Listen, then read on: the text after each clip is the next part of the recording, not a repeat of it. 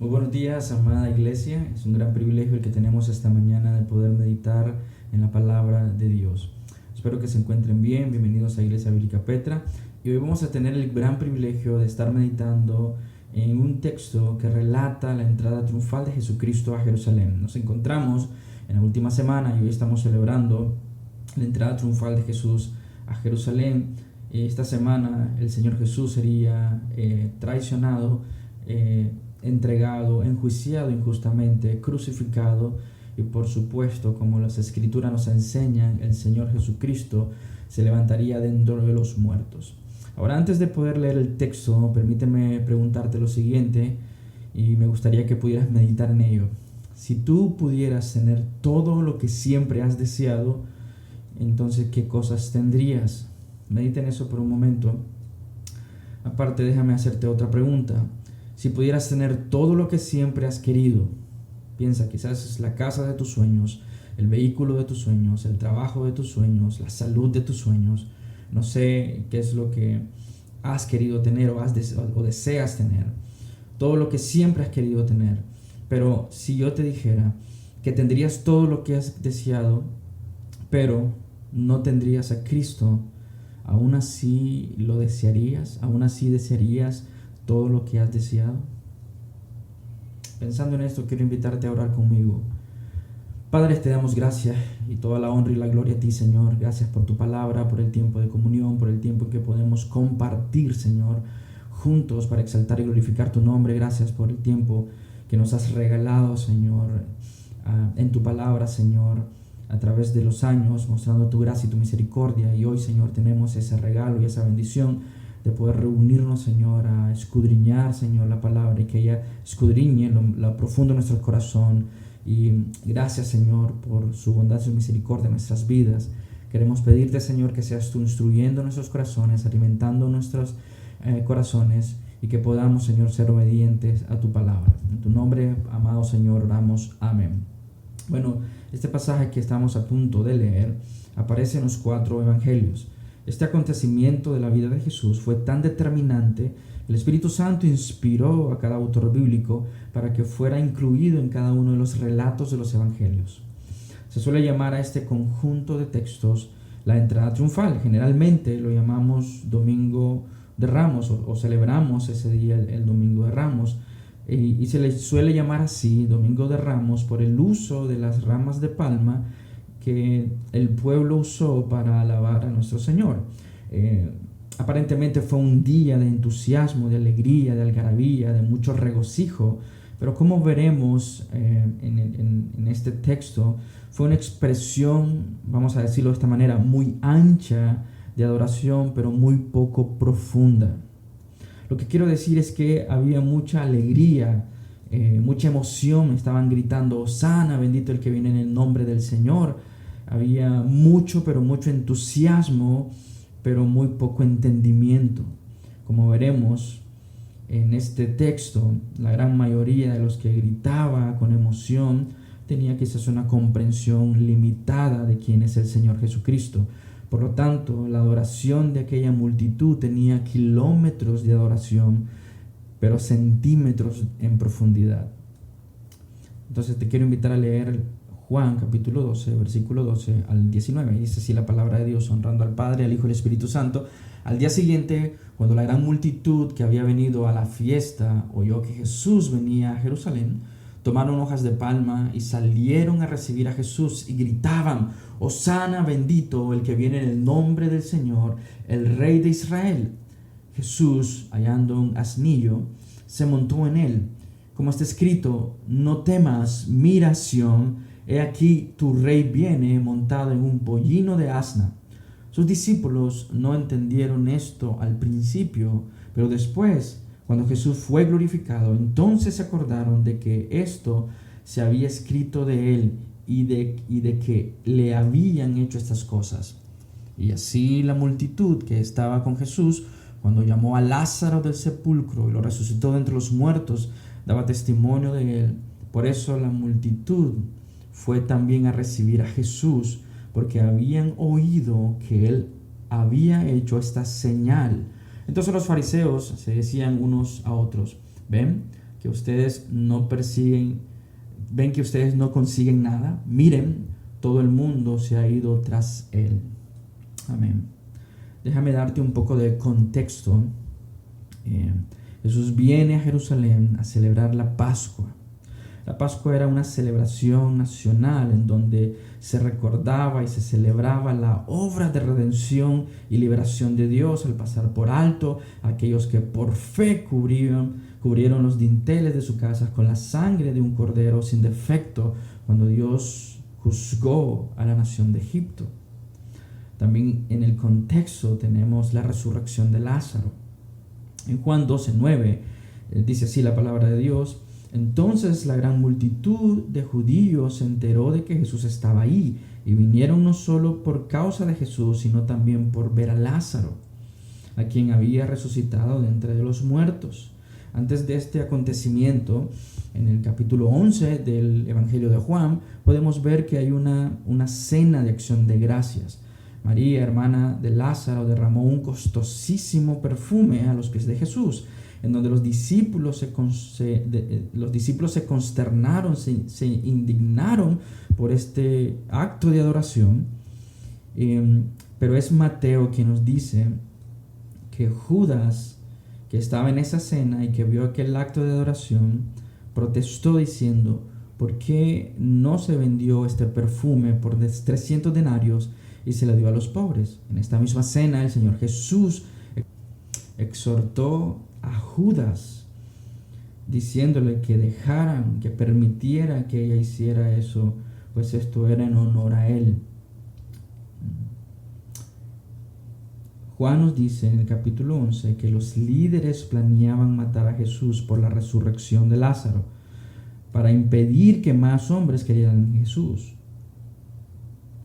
Pero también el Evangelio nos dice, Mateo 26:14, que después de que Jesús exhorta a Judas, este salió de aquella cena en busca de los principales sacerdotes para traicionar y entregar a Jesús. Entonces eso está ocurriendo mientras Jesús va de camino a Jerusalén a celebrar la Pascua. Y lo que quiero que noten es este énfasis de celebración de la Pascua que está rodeando la entrada triunfal. La gente está preparando sus ofrendas, las personas están meditando en la obra de redención, de liberación de Dios en Egipto. Pero también, como podemos observar en el contexto, no solamente Judas está buscando cómo traicionar al Señor Jesús, los principales sacerdotes ya quieren matar a Jesús. Y vemos en Juan versículo 10 y 11 del capítulo 12 que no solamente ahora quieren matar a Jesús, sino también quieren matar a Lázaro, quieren matar el milagro y quieren matar al hacedor del milagro. Entonces, cuando venimos a estos textos conocidos como la entrada triunfal, ¿qué es lo que la Escritura nos está revelando? ¿O qué es lo que el autor está enfatizando? ¿O qué es lo que el Espíritu Santo quiere que nosotros entendamos? Por un lado vemos el afán, la hostilidad, el deseo de matar a Jesús, y por otra parte vemos un montón de euforia, de adoración, gente en un templo preparándose, los sacerdotes haciendo todas las funciones que tenían que hacer para celebrar la Pascua, la gente celebrando y exaltando, pero al mismo tiempo lo que vemos en esta porción de la Escritura es el hecho de ignorar al único que podía darle libertad, es ignorar al único que podía darles redención. Entonces, cuando venimos a esos textos, debemos considerar todo lo que está ocurriendo para poder entender cuál es el énfasis que el autor nos quiere dar. Y este va a ser una prédica de un solo punto, y este es el punto. Y espero que puedas meditar en ello y pensar en ello, porque lo que Dios quiere para nosotros como sus hijos es que podamos ver a Jesús en todo su esplendor y podamos seguirle y adorarle de todo corazón. Nuevamente, Dios quiere que podamos ver a Jesús en todo su esplendor y podamos seguirle y adorarle de todo corazón. ¿Sabes? Me encanta la forma en cómo Juan, en su propio argumento, nos lleva a este punto, porque el contexto de Juan incluye una curiosa interacción. Así que vayamos a Juan 12, versículo 20 al 26. Dice así: Había unos griegos entre los que subían a adorar a la fiesta. Debes notar el paralelo que hay aquí entre el verso 20 y el verso 1 y el verso 12 de Juan 12. Una multitud, y aquí ya no es una multitud, son unos pocos, pero están subiendo a orar a la fiesta. Pero ahora Juan nos está diciendo en el versículo 20 que eran unos gentiles. Estos fueron a Felipe, que era de Betsaida de Galilea, y le rogaban: Señor, queremos ver a Jesús. ¿No te parece curioso? Porque los textos anteriores, aunque están en torno a Jesús, es obvio o evidente que cada multitud descrita en estos pasajes, la multitud que venía con Jesús, la multitud que sale al encuentro de Jesús, quizás la multitud que está en Jerusalén, están interactuando de alguna manera con Jesús, están interactuando con las obras de Jesús, con el poder de Jesús. Algunos están admirados de Jesús, algunos están asombrados de lo que Jesús hizo, están gritando: Hosana, Él es el Rey, Él es el Salvador, el Libertador. Pero cuando leemos los otros evangelios, notamos que cuando Él se acerca a Jerusalén, el pueblo mismo dice que está conmocionado. ¿Quién es este? Lo están ignorando, no lo conocen, no saben quién es. Algunos lo odian, lo quieren matar, algunos no logran entender lo que está pasando ahí. ¿Recuerdas que leímos? Sus discípulos lograron entender lo que estaba ocurriendo hasta después. Y aunque muchos están interactuando con lo que Jesús ha hecho, es obvio y claro que no logran ver a Jesús. Y por eso el apóstol Juan incluye en su narración esta interacción con estos griegos que piden ver a Jesús. Esto es lo que yo quiero que veas. Ver a Jesús. El contexto nos dice que están ignorando a Jesús y no logran ver a Jesús por lo que Él es. Pero sin embargo aquellos gentiles querían ver a Jesús. Y esto es lo que queremos como discípulos. Esto es lo que queremos como hijos de Dios. Esto es lo que queremos como iglesia. Queremos ver a Jesús. Queremos verlo a Él. Queremos ver a Jesús, seguir a Jesús, amar a Jesús. Queremos conocer a Jesús. Queremos entender a Jesús profundamente. Esa es la razón por la que estamos aquí. En el versículo 22 de Juan 12, Felipe fue y se lo dijo a Andrés. Andrés y Felipe fueron y se lo dijeron a Jesús. Ahora quiero que notes la respuesta de Jesús a esta interacción de queremos ver a Jesús. Dice Jesús: ha llegado la hora para que el Hijo del Hombre sea glorificado. Eso es impresionante, porque Juan nos dice que aquellos griegos que iban a la fiesta querían ver a Jesús. Y sus discípulos se acercan a Jesús y le dicen: Jesús, estos griegos quieren hablar contigo, quieren verte a ti. Y lo que Jesús, la forma como Jesús responde es diciéndoles: la hora ha llegado para que el Hijo del Hombre sea glorificado. No podemos perder de vista esta frase, la hora ha llegado. Si has leído el Evangelio de Juan, estarás familiarizado con este término. Es una expresión clave en el Evangelio.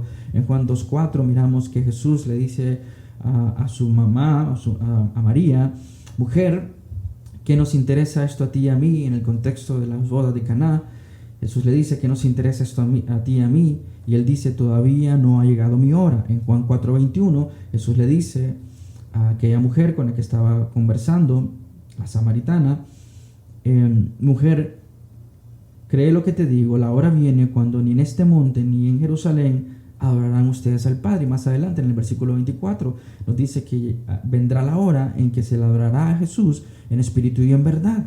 En Juan 5:28 él dice: no se queden asombrados de esto, porque viene la hora en que todos los que están en los sepulcros oirán su voz. Y en Juan 8:20 esas palabras las pronunció en el lugar del tesoro cuando enseñaba en el templo, y nadie lo aprendió, dice, porque todavía no había llegado su hora. Entonces ves ese énfasis: no había llegado la hora. Pero cuando está acercándose a Jerusalén y aquellos judíos quieren hablar con él, la interacción que Juan quiere mostrarnos es que Jesús apunta ¿hacia dónde?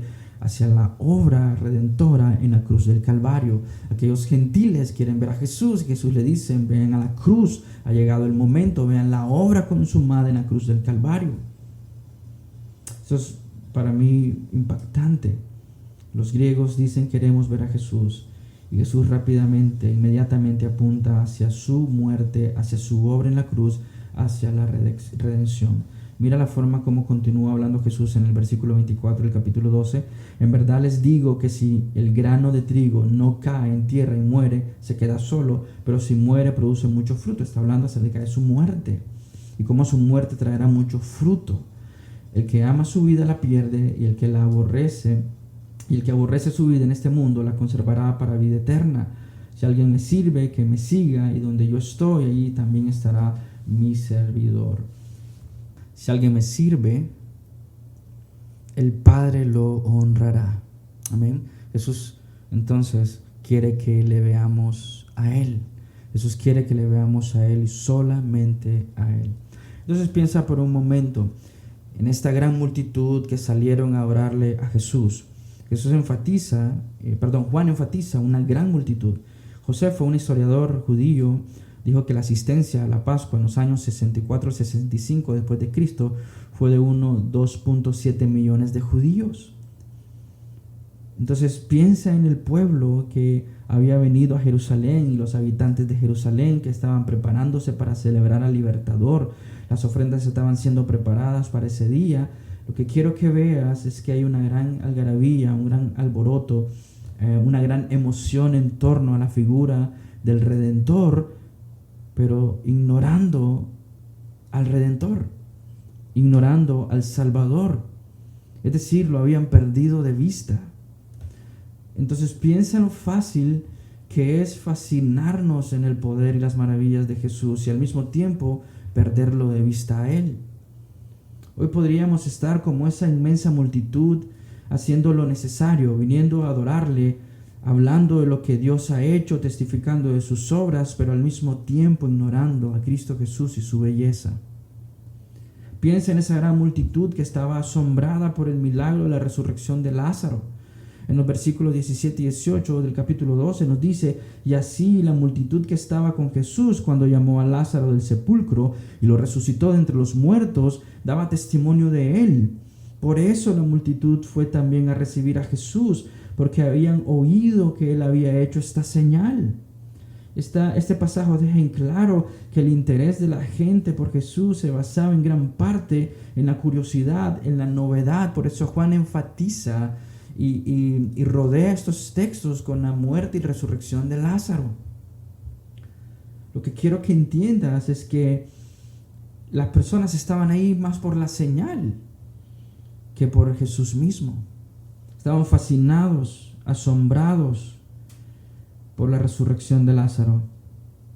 Piensa por un momento, si quitas a Lázaro de la ecuación, si quitas la resurrección de Lázaro, piensa por un momento, ¿la gente estaría siguiendo a Jesús? Parece que Juan quiere que miremos eso. Juan quiere enfatizar eso, quiere rodear o quiere llevarnos a ver que las personas están más ahí por la novedad y la curiosidad de la resurrección de Lázaro. Ellos no quieren ver a Jesús, ellos quieren ver las obras de Jesús.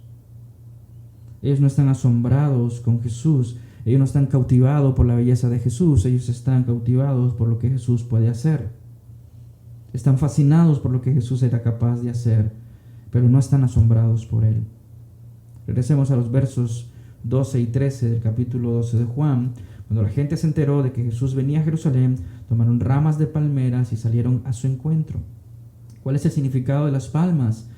La agitación de las palmas evoca triunfo. Y en el periodo intertestamental ocurrió algo que definiría al pueblo judío en términos de su identidad nacional. En el siglo II a.C., el templo fue profanado por el imperio seleucida.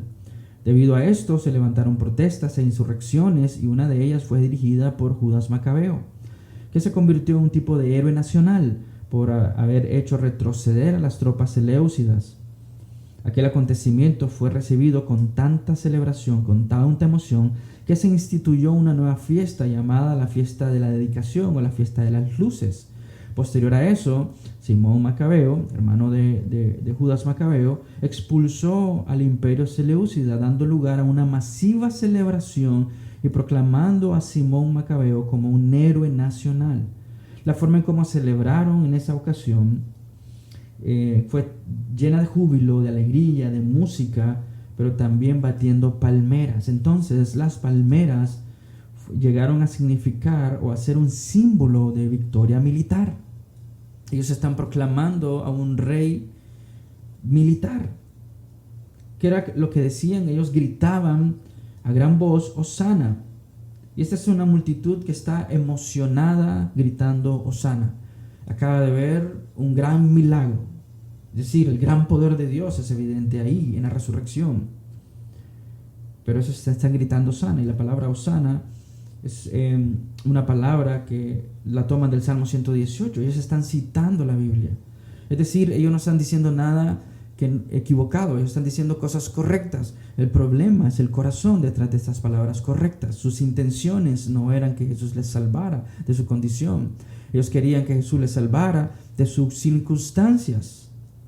Era una multitud que cantaba Hosana, bendito el que viene en el nombre del Señor. Citaba en el Salmo 118, 25, que era un grito de clamor. En el contexto del Salmo 118, Hosana es un grito de clamor que significa sálvanos ahora. Con el tiempo esta palabra tuvo una modificación que fue más orientada a la adoración. Pero en su momento esta palabra significó eso, sálvanos ahora, sálvanos ya. Piensa por un momento en esto. ¿Qué están diciendo de Jesús? Que Jesús es el Rey y que Jesús es el Salvador. Y en eso están correctos. ¿Qué están pidiéndole a Él? Le están pidiendo que los salve. ¿Qué están esperando de Jesús? Que Jesús los salve. ¿De qué cosas quiere que Jesús los salve? Esa es una pregunta muy importante. ¿De qué quiere que Jesús los salve? Ellos claman por un rey, pero solo están esperando los beneficios de ese rey. Quieren los beneficios terrenales, quieren salir de la opresión romana, quieren que Dios les provea, quieren que Dios los cuide, quieren que Dios los salve, quieren al Señor Jesús por lo que Jesús puede darles. Es decir, no lo quieren, lo que quieren son sus beneficios. No quieren libertad real, lo que quieren es nada más libertad del imperio romano. Gritan, sálvanos ahora, pero prefieren continuar siendo esclavos del pecado. Sálvanos ahora. Mira Jesús, tenemos la gente, tenemos poder. Tomemos lo que es nuestro. Tú tienes poder. Vamos, dirígenos, sálvanos ya, sálvanos ahora. En Mateo 21:10 nos dice que la multitud gritaba Hosana, pero que el estruendo era tan grande que la ciudad entera se agitó y se preguntaban, ¿quién es este? El Hosana era un clamor, pero solo de algunos. No era un clamor nacional, no era un clamor en arrepentimiento, no era un clamor por el pecado, era simplemente porque querían los beneficios de Jesús. Es como ahora. Las personas solo están buscando a Jesús por lo que Jesús puede darles. Es como hoy, la gente disfruta de la gracia común de Dios, disfrutan de la creación, salen de vacaciones, postean las fotos de los lugares que visitan, están admirados por la belleza de la creación, pero han decidido ignorar al Creador. Simplemente querían ser salvados de sus circunstancias, pero no de su condición. Y sigue siendo igual el día de hoy. Las personas siguen pidiendo a Dios que los salve de las circunstancias, que los salve de las consecuencias, pero no de su condición. ¿Qué expectativas tenían ellos de Jesús? Un rey militar, un salvador funcional, pero no un Señor y Salvador. ¿Qué expectativas tienes tú hoy de Jesús? ¿Qué le estás pidiendo a Jesús? ¿De qué quieres que te salve? ¿Quieres que te salve de un mal matrimonio? ¿Quieres que te salve de un mal trabajo? ¿Quieres que te salve de una mala salud? ¿Quieres que te salve de malas finanzas? Las expectativas que podemos tener hoy pueden ser completamente incorrectas. Piensa en esto. Nos es fácil exaltar al Señor diciendo las cosas correctas, pero con la motivación incorrecta. Simplemente querían ser salvados de sus circunstancias, pero no de su condición. Y eso sigue siendo igual hoy. Las personas quieren ser salvas de las circunstancias y las consecuencias, pero no de su condición delante de un Dios santo. Solamente quiero que pienses en esto por un momento. Piensa en los gritos que la ciudad entera en Jerusalén se sorprendió y se agitó de lo que estaba pasando. Y en esta ocasión gritaban Hosana. Pero en un par de días esos gritos cambiarían de júbilo cambiarían a desprecio. El júbilo sería silenciado por el desprecio de otra multitud, diciendo: no tenemos rey sino el César. Estarían gritando: crucifíquenlo. Estarían gritando: queremos a Barrabás, pero hoy gritan: Hosana. Y aunque pienso que ambas multitudes no son equivalentes, no son las mismas multitudes, podemos decir que hay personas que gritaban Hosana dentro de la multitud que hoy grita: crucifíquenlo. Lo que quiero enfatizar, o lo que quiero que veas, es que cuando tenemos las expectativas incorrectas, podremos adorar a Dios de manera incorrecta. Y cuando Dios no cumple con esas expectativas, nuestro ánimo, nuestro deseo, nuestra disposición y nuestra adoración va a cambiar. El punto es que no debe sorprendernos que cambiemos tan rápidamente el contenido de nuestras palabras cuando no recibimos lo que queremos o buscamos. Lo que quiero enfatizar, hermanos, es que muchas veces el entusiasmo emocional de muchos y el rechazo irracional de otros simplemente está basado sobre el mismo fundamento: una falta de comprensión de quién es Cristo Jesús. El entusiasmo emocional y la rebelión irracional está basada en una falta de comprensión de quién es Jesús. Piensa por un momento en esto. Si venimos a Jesús con nuestros anhelos, sueños y deseos por encima de Él, si venimos a Él con nuestra agenda, con nuestras demandas, como todo lo demás es más importante para nosotros, entonces solo nos decepcionaremos y enojaremos cuando Él no haga lo que en nuestra necedad nosotros pedimos. Ahora, lo que me gustaría que vieras es la forma en que Jesús decide entrar a Jerusalén. Así que vamos a Juan capítulo 12, versículo 14 y 15. Jesús, hallando un asnillo, se montó en él, como está escrito: no temas, mira, Sión, he aquí tu rey viene montado en un pollino de asna. Ahora piensa en esto por un momento. En este tiempo, cuando un héroe, por ejemplo un general victorioso, que regresaba a su ciudad después de una gran victoria, se le ofrecía el equivalente a un desfile triunfal. Y este general o emperador cabalgaba victorioso en medio de la euforia de la gente. Pero el propósito es resaltar la humildad del Señor. Marcaba el hecho de que Jesucristo venía en humildad a sufrir y morir por su pueblo. No venía a ser servido, sino a servir y dar su vida en rescate por muchos. Quiero que notes que Juan decide no decirnos mucho acerca de cómo consiguió aquel burrito. Él presupone que nosotros somos lectores de los evangelios y que sabremos que hay detrás de este acto providencia y soberanía de Dios. Lo que sí Juan quiere recalcar en su relato es que este rey que está siendo celebrado y honrado viene montado en ese burrito, en ese asnillo. Y nos dice y realza el hecho servicial de Jesús. En Mateo 20, 27 al 28 nos dice: y el que entre ustedes quiera ser el primero será su siervo. Así como el Hijo del Hombre no vino para ser servido, sino para servir y para dar su vida en rescate por muchos. Juan quiere enfatizar eso. No enfatiza cómo consiguieron el burrito, pero Juan quiere enfatizar la entrada humilde del Señor, pero también quiere enfatizar el cumplimiento de las Escrituras, y por eso cita a Zacarías capítulo 9, versículo 9, que cita así: regocíjate sobremanera, hija de Sión, da voces de júbilo, hija de Jerusalén. Tu rey viene a ti, justo y dotado de salvación, humilde, montado en un asno, en un pollino, hijo de asna. En Zacarías, en el contexto pretende dar ánimo al pueblo. El rey está por venir, así que anima al pueblo a regocijarse en gran manera, porque pronto este rey traerá liberación. Dios salvará a su pueblo como hizo en el Éxodo. Los traerá de regreso al exilio. Entonces piensa en eso, piensa en el gozo que debe traer a nuestros corazones este rey anunciado. Pero este rey anunciado viene con una actitud humilde.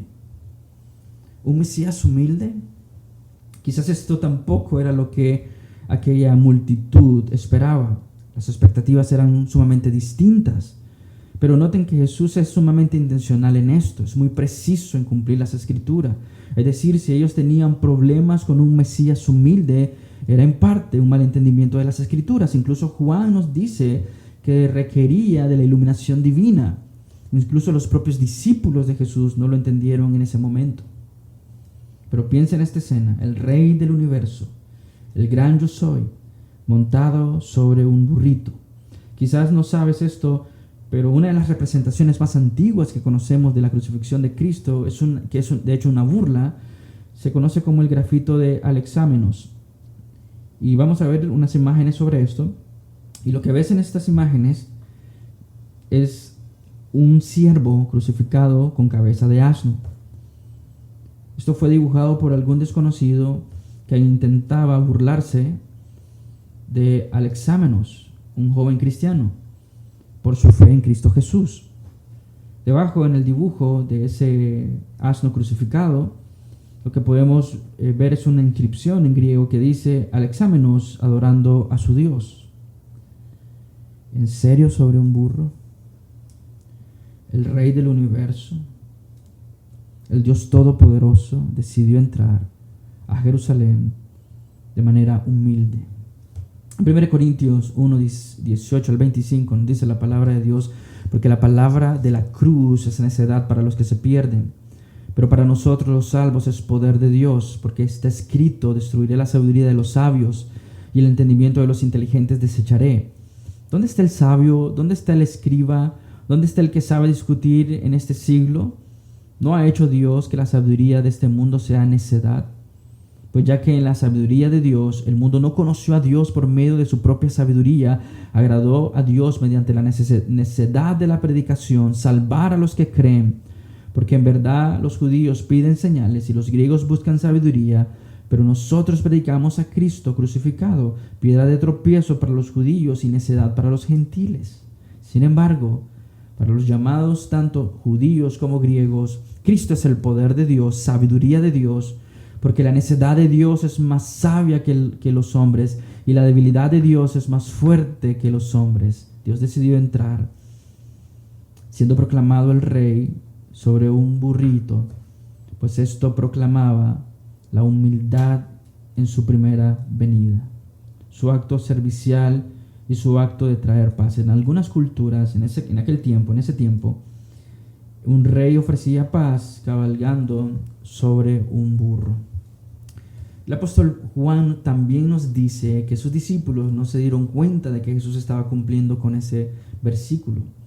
Quizás estaban abrumados por lo que estaba ocurriendo. Recuerda, son seres humanos con emociones. Por una parte, sus discípulos no quieren que su maestro muera.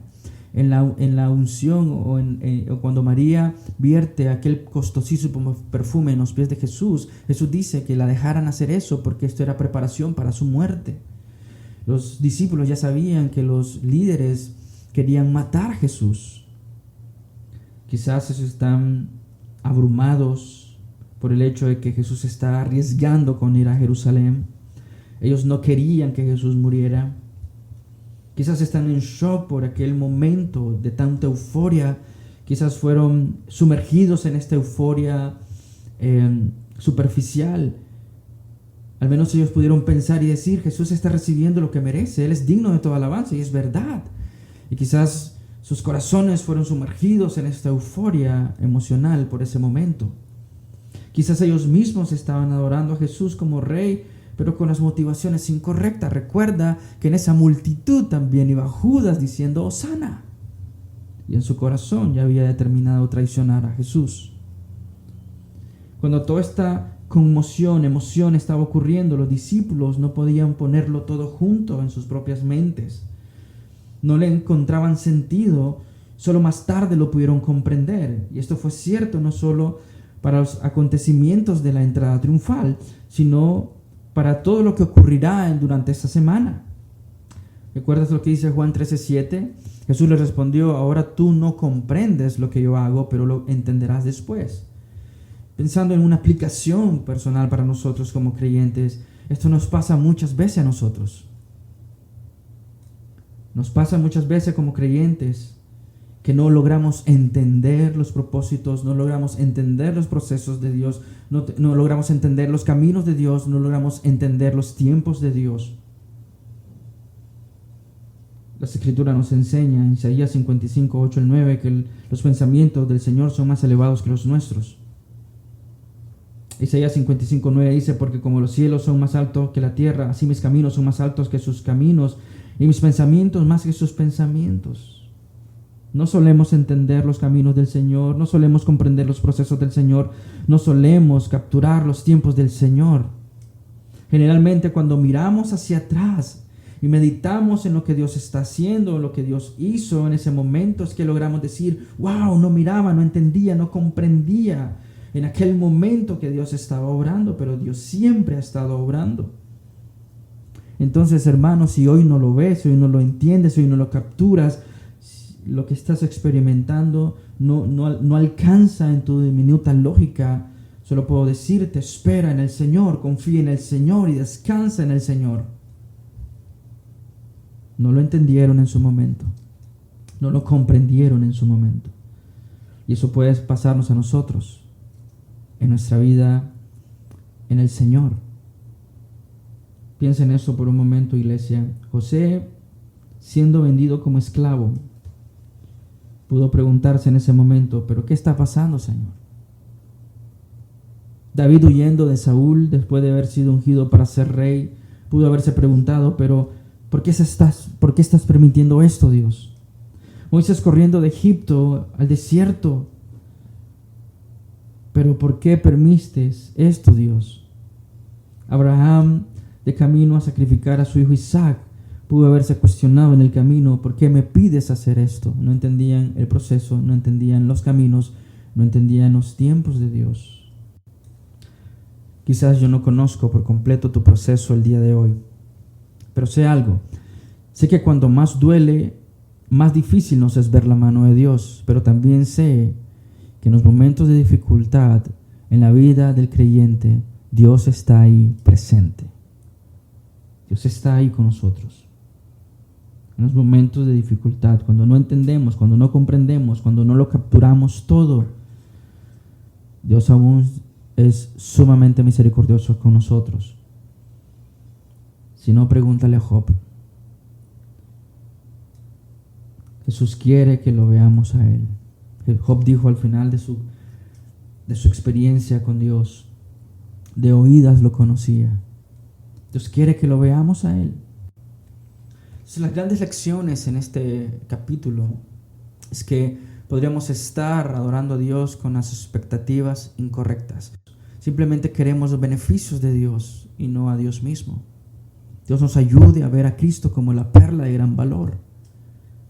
Dios nos ayude a renunciar a todo lo demás para obtenerlo a Él. Él es la ganancia, Él es el tesoro. Estos griegos nos han dado una gran lección. Ellos no están buscando los milagros, ellos no están buscando las pruebas, ellos no están buscando cómo beneficiarse de Jesús. Ellos quieren ver a Jesús. Y ese, hermanos, es nuestro rol y labor hoy. Queremos ver a Jesús.